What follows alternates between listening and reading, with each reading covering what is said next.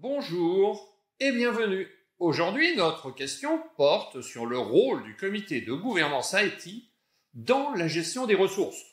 C'est une question qui revient souvent dans les examens CISA et CIGET. Bien sûr, je vais vous expliquer, comme à l'habitude, comment je raisonne pour trouver la bonne réponse. Voyons donc sans plus attendre de quoi il s'agit.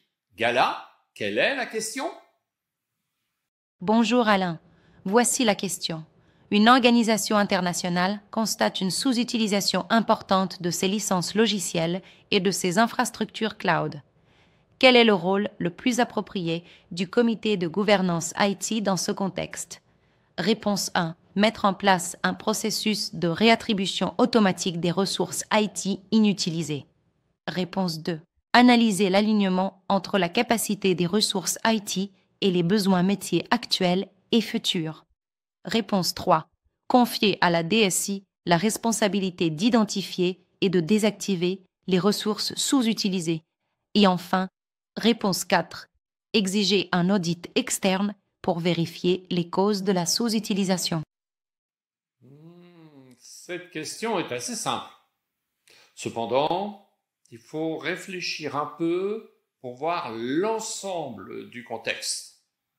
Vous avez une idée ? Non, pas encore ? Ok. Alors, prenons un court instant pour réfléchir ensemble sur les différentes options proposées.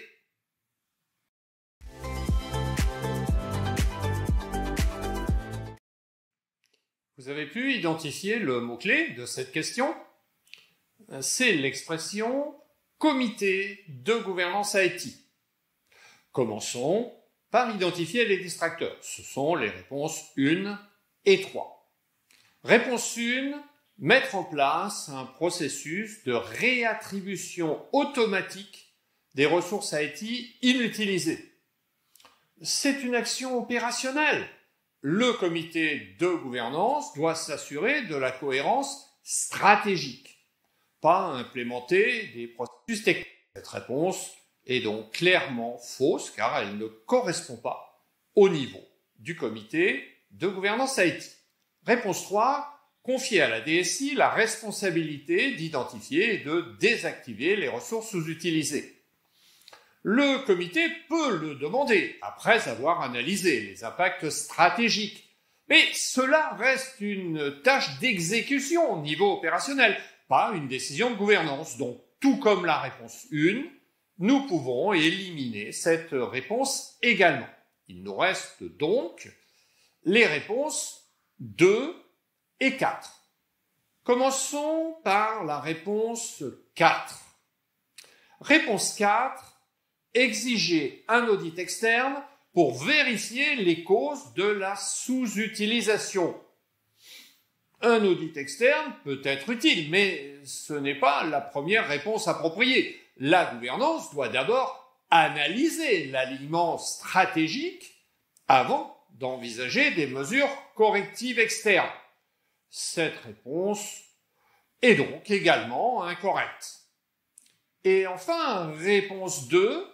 Analyser l'alignement entre la capacité des ressources IT et les besoins métiers actuels et futurs, la responsabilité stratégique du comité de gouvernance est de s'assurer que les ressources IT soutiennent les priorités métiers de manière efficace et durable, pas uniquement de réduire les coûts immédiats.